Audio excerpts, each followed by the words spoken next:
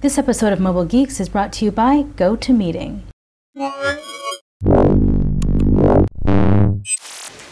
Nicole Scott here from Mobile Geeks, and here I am in Kamakura City in Japan, and I'm going to try something a little bit new for this review. I'm going to be reviewing the Asus VivoBook X202E from the Rogue. Now the reason why I decided to review this is because I love 11.6-inch devices. If you know me, you know that I've been a big fan of this form factor for a very long time.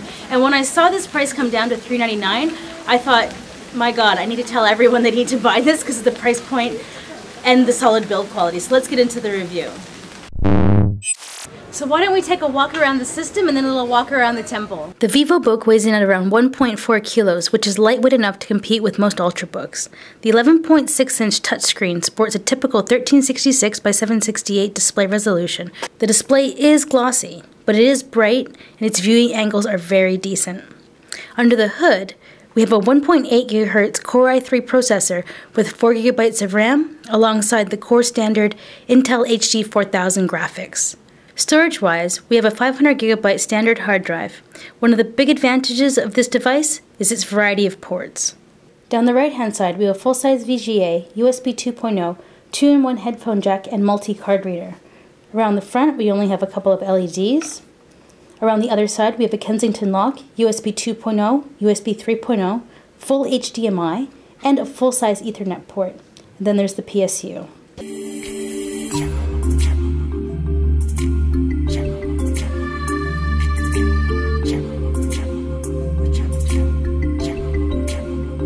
So I figured this gorgeous view of Shonan Beach in Endoshima is as good a place as any to talk about what I didn't like about the VivoBook. Due to its budget nature, it's not surprising that it doesn't have a backlit keyboard. You do get the island style layout, but the top function row keys aren't reverse mapped. So you're gonna have to press the function key if you wanna access any of the multimedia controls or the volume. The display also picks up fingerprints and smudges far too easily. And since you're using the touchscreen, it feels like you have to clean your screen quite often. I'm also using the Yoga 13 and I feel like I don't have the same issues with that device.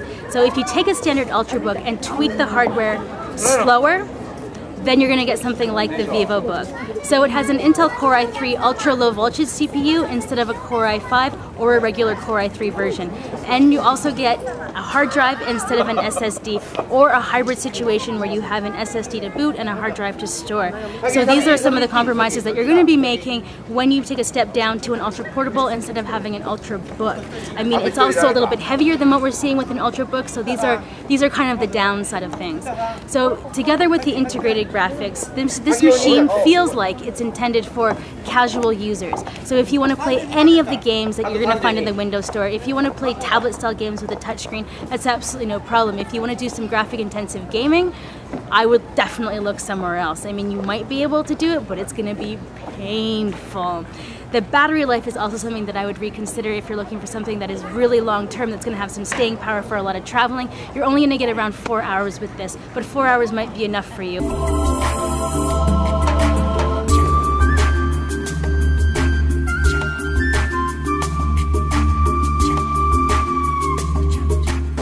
So here we are in the rocks in front of the Endoshima Caves. I'm about to take a boat ride to get back to Shonan Beach. But before I do that, I'm going to go over all the things that I loved about this device. One would think that Asus would skimp on the touchpad, given that the VivoBook has a touchscreen. But fortunately, this wasn't the case.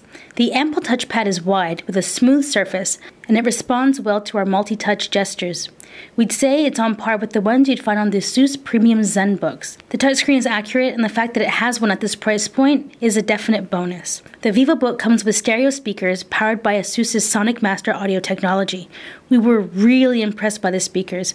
They could fill an entire room with sound. When you played it at maximum volume, there was no distortion. Obviously, there's no bass, because it doesn't have a subwoofer, and it is just a laptop.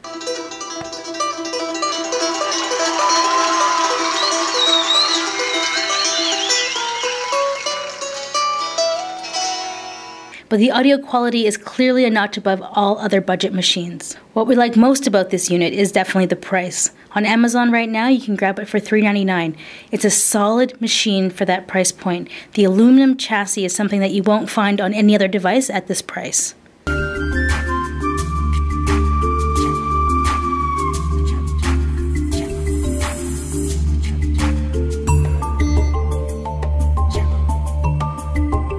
Before we get into the final verdict of the Asus VivoBook X202E, why don't we hear from our sponsor? If you spend any time traveling for business, you'll know how much more you get done when the entire team is working together. If you haven't checked out GoToMeeting with HD Faces, you really should. You can share the same screen and launch or join a meeting from anywhere using a computer, smartphone, or tablet. You can even present from your iPad, and they even have an Android application. I spend a lot of time traveling, so the ability to effectively share information from anywhere in the world is why GoToMeeting is such a dynamic tool for presentations and demos to large groups. Business is often personal, so being able to feel like you're in the same room is invaluable. Visit gotomeeting.com, click the Try It Free button, and use the promo code GEEKS. Remember to use the promo code GEEKS to support our show. The Asus VivoBook X202E is an excellent budget device if you're looking for something that you can travel with and use for business. It's not quite as sleek as the Asus ZenBook, but there's no way that you're going to peg it for a $399 system.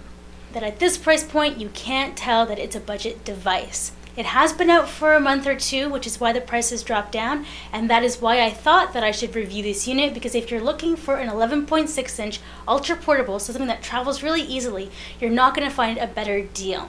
The trackpad is high-end, the keyboard is full-size, and it offers extremely solid feedback. It feels like a working horse, as long as you don't need that horse to do any heavy multimedia lifting. The VivoBook X202E is an inexpensive way to experience Windows 8 touch interface. And best of all, it doesn't look cheap. It's got an aluminum chassis. Great design. Not quite the ZenBook, but it is a budget device. There is a link in the description below to Amazon if you want to pick it up. I'm trying out the concept of reviewing devices from the road, so if you like the scenes from Enoshima in Japan, please give the video a thumbs up. I also had to carry around the VivoBook as my main computer for this trip, and I actually had to carry it around in a backpack to all these various locations. So at 1.4 kilos, it's not too heavy to schlep around. Even though it's technically not an ultrabook, it's still light and thin enough that it's competitive. Plus, you won't be getting an 11.6-inch ultrabook anywhere close to this price point. So again, thanks so much for joining me, and if you haven't already, please subscribe to our channel right over here. And if you haven't, please like this video. I'm your host, Nicole Scott from Mobile Geek.